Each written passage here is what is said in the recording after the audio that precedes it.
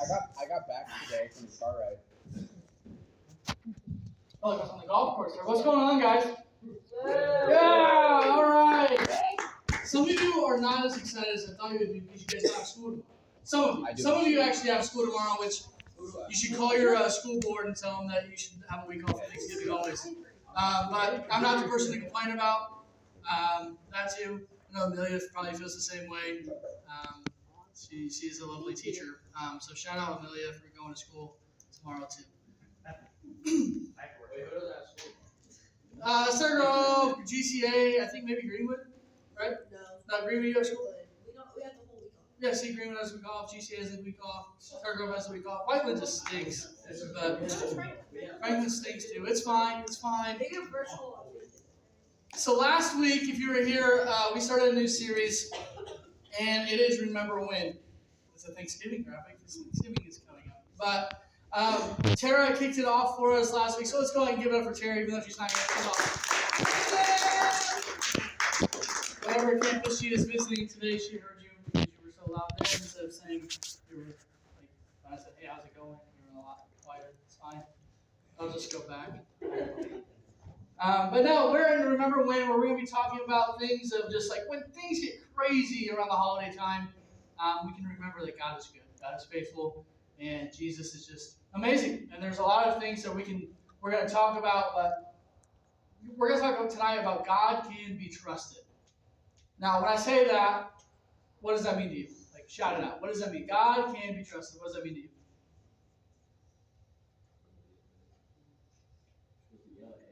What did you say? I couldn't hear you. What did you say? Yeah, I couldn't hear you. Yeah. Oh, you did? Okay. We can give our worries to him. What's that? We can give our worries to him. All right. What else? God can be trusted. What does that mean? He's sovereign. What? He's sovereign. What does that mean? Okay. He's above all. He's in charge of everything. He controls everything. There we go. Anybody else? What does trust mean to you? Maybe that's a better question. What does trust mean to you? Tell them your sins. What's that? You can tell them your sins. Yeah? Trust. Do you trust your friend sitting next to you? Yes. If you don't, get a new friend. Probably a bad setup there. That was horrible. I'm sorry, guys. But like, what does trust mean to you? What does it mean?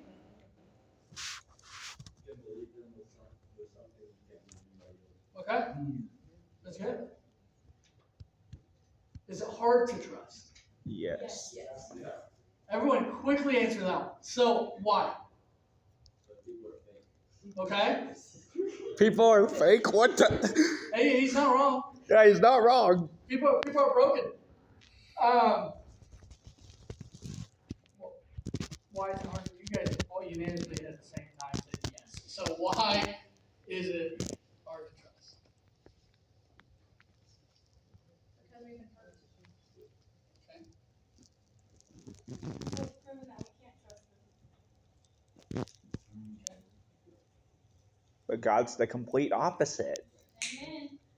All right, we can go home now. Yeah. No, like seriously, though, that's what we're gonna talk about. That's good. Like that, like God is the complete opposite of a human being. And so when we say God can be trusted, it should be, yeah, you can, because we can't trust human beings, right? So why is it that we question everything when it comes to a rough time? Why do we question to bring it to God? Why do we instantly go to ourselves and we trust ourselves more than we trust God? Why do we not trust God, but we go instantly trusting ourselves? We feel like Pride. It's good. we feel like we know ourselves better than God. Okay. Yeah. Okay. Control. Control. Huge. And what if I told you that we can look at the Bible and we can figure out what God was trying to tell us about all these things and how we can trust Him? What if I told you we can open it up and there's so many stories about why we struggle with pride, why we struggle with trusting in God?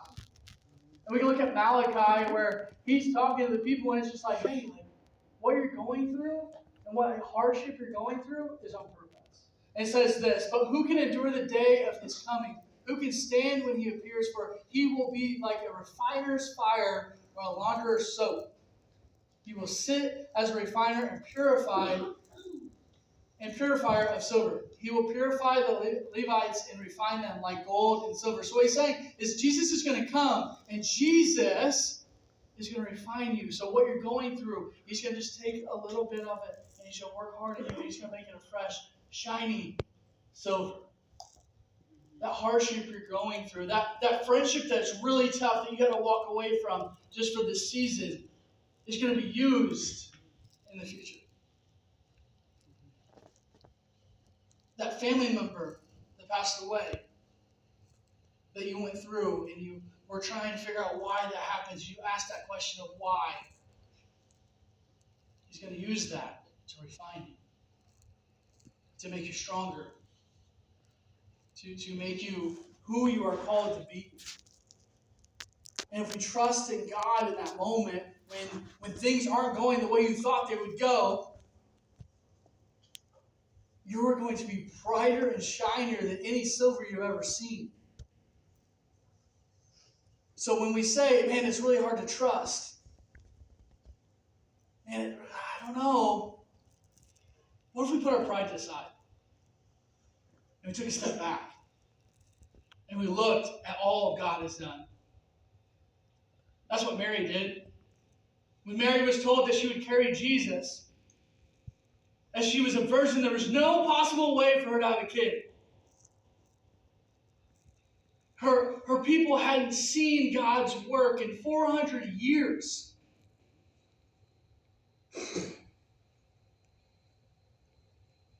And she sat back and she sang a song to see God's glory.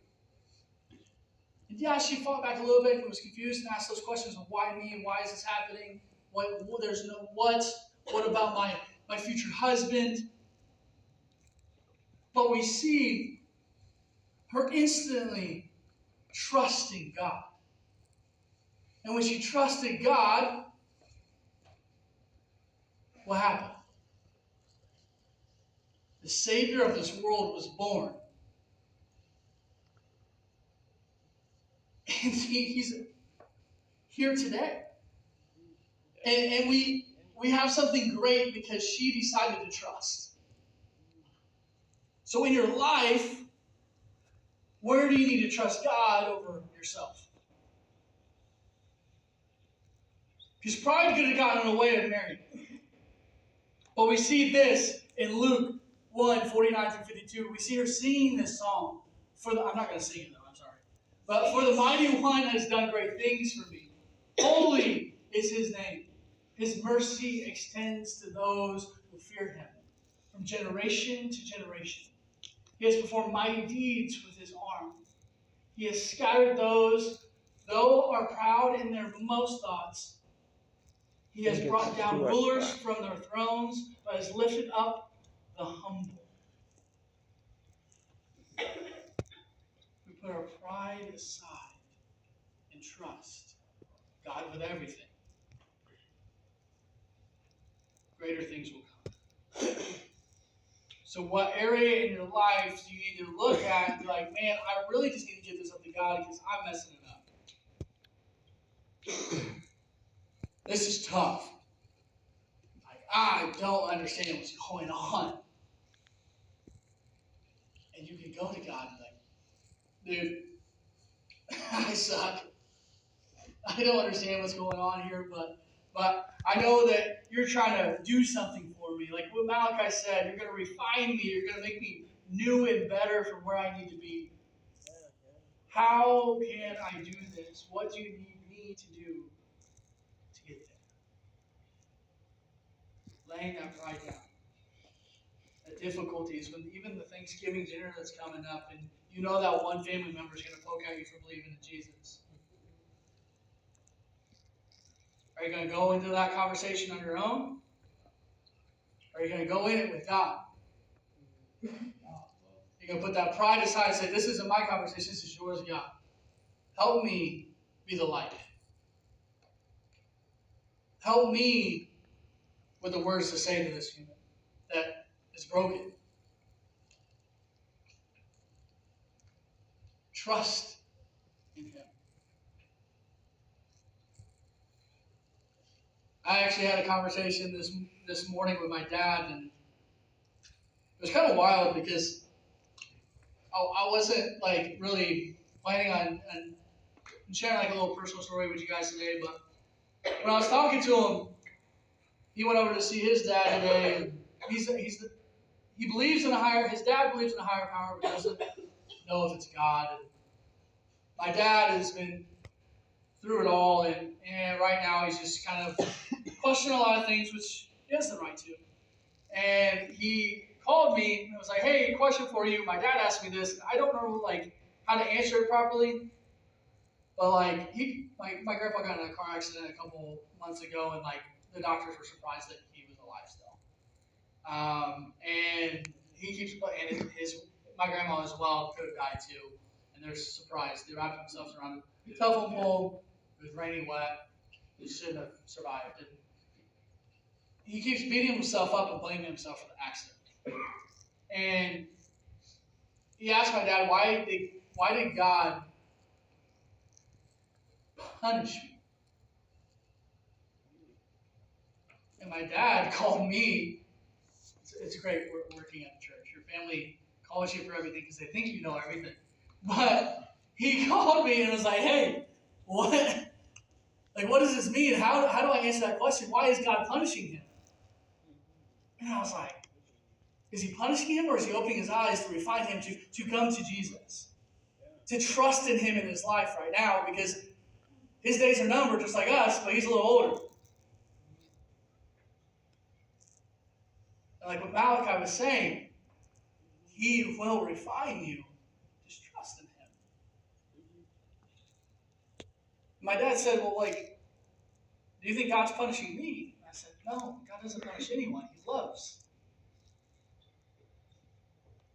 He loves." So that hardship you're going through, maybe it's just a Thanksgiving that you're going to be without someone for the first time. You don't know how to have a conversation with anyone that day, because every time you sit down at that table, you'll think of that person. And you don't know if you can trust God in that moment. You can't even see him. Like the people before Mary was pregnant. It's been a while. I want you to know that God sees you. He sees what you're going through. He's walking alongside of you. And you can trust him. You can trust that it is greener on the other side. He's going to use you in ways that you don't understand right now. So trust. And do what Mary did. Remember God's faithfulness. He was there even though it wasn't right in her face. He was there for her people for 400 years, even though it wasn't right in their face. So take time. Sit back. Look at what God has done for you already. If you can't see it, sit a little longer. Because he's done amazing things for you. And trust in God's timing. You may want it done right now. Because we are in an instant gratification world right now with social media and the ways that we can just DoorDash food and be here in 10 minutes. Interesting. But God's timing works a little bit different.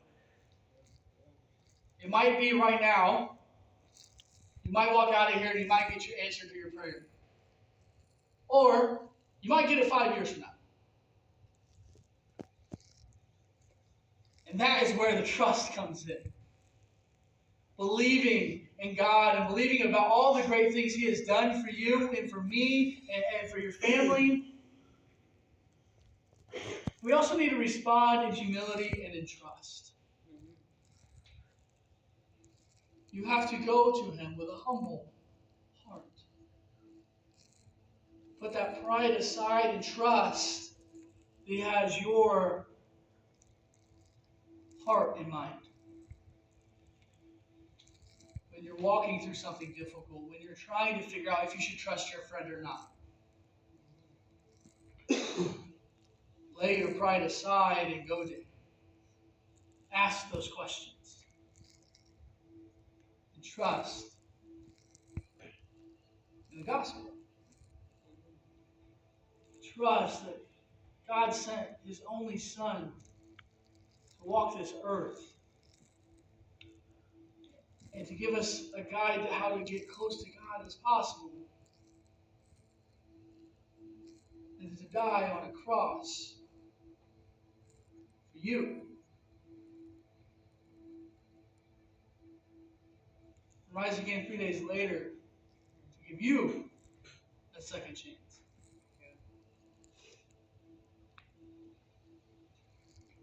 And that is trust. And that is God's mighty power. So no matter what you're going through, no matter what comes your way this week, as you're sitting there eating that green bean casserole, best Thanksgiving side dish. Find me. As you're sitting there having that conversation that's difficult, trust in that. Trust that Jesus saved you. He died for you. For me. If you haven't made that step before, you're thinking, man, there's no way that this whole scheme of life is even worth it. How am I supposed to trust it? How am I supposed to just believe that someone is so great?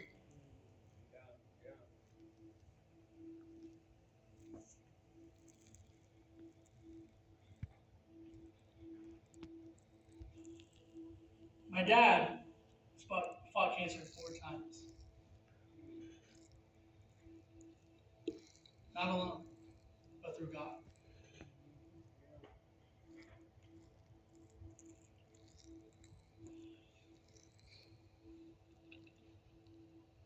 I have battled mental health crisis. Not by myself, but through God. There's no greater thing than God's love and a relationship with Him. It's the best thing ever. And I challenge you right now, if you've never made a step into that relationship, to do so. Life gets tough. And I hate to say it, but the friend sitting next to you probably is not going to be your friend in 4 years. But God will be.